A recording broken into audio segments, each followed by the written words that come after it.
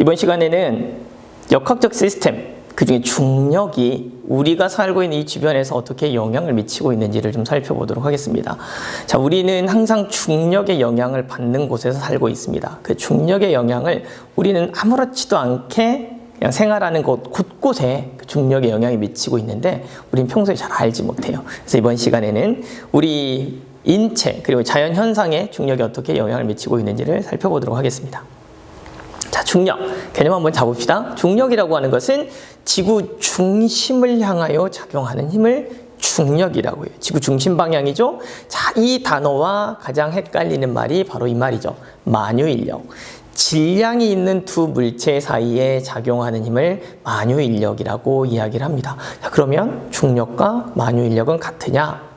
안 같아요. 왜냐하면 실제로 중력이라고 하는 것, 지구에 중력이 작용하고 있는데 지구가 완전히 둥그런 모습이 아니지요.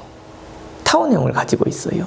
그런데 만유인력이라고 하는 것은 중심 방향으로 질량을 가진 두 물체 사이에 작용하는 힘이고 중력은 무조건 중심 방향을 향해서 작용하는 힘이에요. 라고 이야기를 하거든요. 그런데 타원이 일정하지 않기 때문에 지구가 둥그렇지 않기 때문에 완전 구형이 아니기 때문에 이 만유인력과 중력의 차이가 생깁니다. 그 차이값이 원심력 때문에 그래요. 지구가 타원 형태로 회전 운동을 하고 있어요. 그래서 지구에는 또 다른 힘인 원심력이 작용합니다. 그래서 보통 중력은 만유인력과 원심력의 합이다 이렇게 이야기를 합니다. 그래서 질량을 가진 물체, 지구도 질량을 가지고 있고 우리도 질량을 가지고 있기 때문에 실제로 서로 작용하는 힘이 있어요. 그래서 지구가 선생님을 잡아당기는 힘과 선생님이 지구를 잡아당기는 힘은 같습니다. 왜? 만유인력이니까. 자, 그렇지만 지구는 질량이 아주 크고 선생님은 지구에 비하면 질량이 아주 작기 때문에 뭐의 차이가 생긴다? 속도 변화의 차이가 생긴다. 속도 변화의 차이가 생겨서 나만 움직이는 거예요. 속도 변화가 아주 큰 거예요. 지구의 속도 변화는 0에 가깝고 선생님의 속도 변화는 무한대 가까워서 선생님만 지구를 향해서 잡아당겨지고 있는 것처럼 느껴져요. 그래서 그걸 중력이라고 하는 거예요. 우리가 어떤 물체를 놨을 때 떨어진다. 이걸 만유인력이라고 들었는데 이거는 지구상에서는 중력이라고 보는 거예요. 왜냐하면 물체가 떨어지는 현상은 지구가 잡아당기는 힘이 있기 때문에 이 물체도 원래는 지구를 잡아당기지만 우리가 느끼지 못하는 왜? 속도 변화가 지구는 0에 가깝기 때문에 두 물체, 질량을 가진 두 물체 사이에 작용하는 상호적인 힘은 만유인력으로 표시를 하고 지구 안에서 모든 물체가 지구 중심으로 이렇게 떨어지는 운동은 중력이라는 개념으로 기억을 하시면 되겠어요.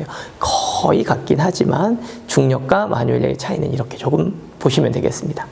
자, 그러면 이런 중력의 영향 이걸 살펴보도록 하겠습니다. 중력은 자연 현상 중에 우리가 이제 중력의 영향을 받고 있다라고 하는 것을 알 수 있는 게 양초의 불꽃 모양이라고 생각을 하시면 돼요. 자, 지구는 중력 방향이라고 하는 게 지표면이 이렇게 있으면 아랫 방향, 이 중력 방향이에요. 그래서 양초가 이렇게 불꽃이 있을 때 여러분 양초 보시면 불꽃 모양이 이렇게 길쭉하게 나타나는 것을 보실 수 있었죠. 이게 왜 이러냐면 중력 방향으로 불꽃을 잡아당기고 있기 때문에 그래요. 그러면 무중력 상태에서는 이 모양이 어떠냐? 동그란 모양입니다. 자, 무중력이라고 하는 건 중력이 없다 이렇게 개념을 이야기를 하시죠. 근데 무중력이라고 하는 건 합력이 0인 경우를 말한다 라고 생각을 하시면 돼요.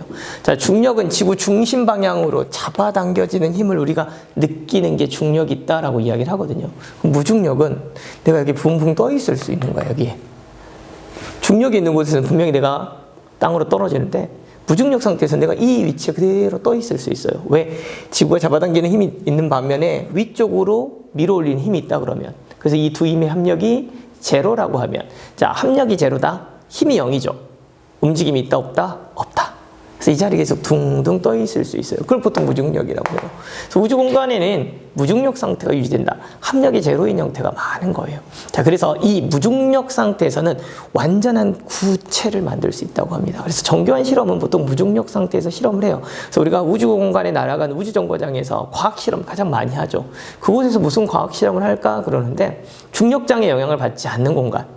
그렇기 때문에 무중력 상태에서 훨씬 더 정밀한 실험을 할 수 있다라고 이야기를 하고요.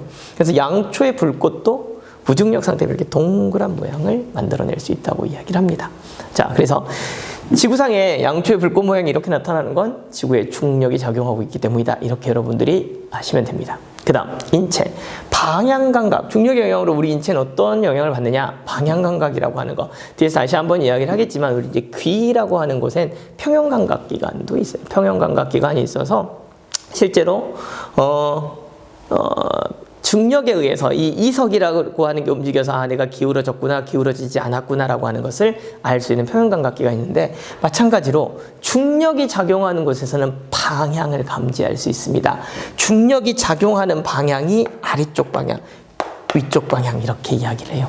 자, 여러분이 나중에 우주인이 되셔서 우주공간에 나간다고 합시다. 그럼 여러분 무중력 상태에 들어가게 되는데 이때부터는 방향 감각이 없어요. 왜냐? 위아래가 없기 때문에 그렇습니다. 그냥 발이 있는 방향이냐 머리가 있는 방향이냐 이렇게 구별할 뿐이지 위와 아래의 방향을 우리는 인지할 수가 없습니다. 이렇게 선생님 삥 둘러 있어도 그냥 그게 저쪽 상대방도 이렇게 기울어져 있으면 그 방향이 그냥 바른 방향이 되는 거예요. 아, 다리 쪽 방향과 머리 쪽 방향 이렇게 구별하는 거지 아랫방향, 윗방향에 대한 개념이 없어지는, 보통 이렇게 방향 감각이 달라진다. 중력이 존재하는 곳에서는 중력이 작용하는 곳을 보통 우리는 떨어지죠? 이쪽은 아랫방향, 반대쪽은 윗방향 이렇게 구별을 하는 거예요. 그 다음 심장 기능. 자, 선생님 심장 있습니다. 근데 심장이, 여러분들 심장도 다 우리 신체에 한가운데 있는 게 아니라 조금 더 위쪽에 있죠. 자, 위쪽에 있는 심장이 아래쪽으로는 피가 잘 내려가요. 왜? 중력 방향이니까. 자, 위쪽이 조금 있어야 위로 보내는, 되게 머리 쪽으로 많은 혈액을 보내줘야 되거든요.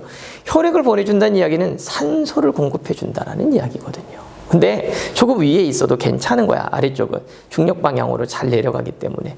위쪽은 좀 가까워야지만 펌프질에 의해서 잘 이렇게 올라갈 테니까. 무중력 상태면 이 펌프질이 쉽지 않아요. 그러니까 왜 펌프질이 심장의 중력 상태에서는 잘 되냐면 피를 밑으로 잘 내려가는 거야. 빨리빨리 펌프질을 해줘야 피도 이렇게 빨리빨리 내려가는 일들이 반복이 될 텐데, 실제로 무중력 상태에서는 피가 거의 움직이지 않아요. 어떤 한쪽 방향 힘을 작용하지 않기 때문에. 그래서 고여있기 때문에 심장 박동수가 점점 느려질 수 있다라고 하는 거. 그 다음 뼈.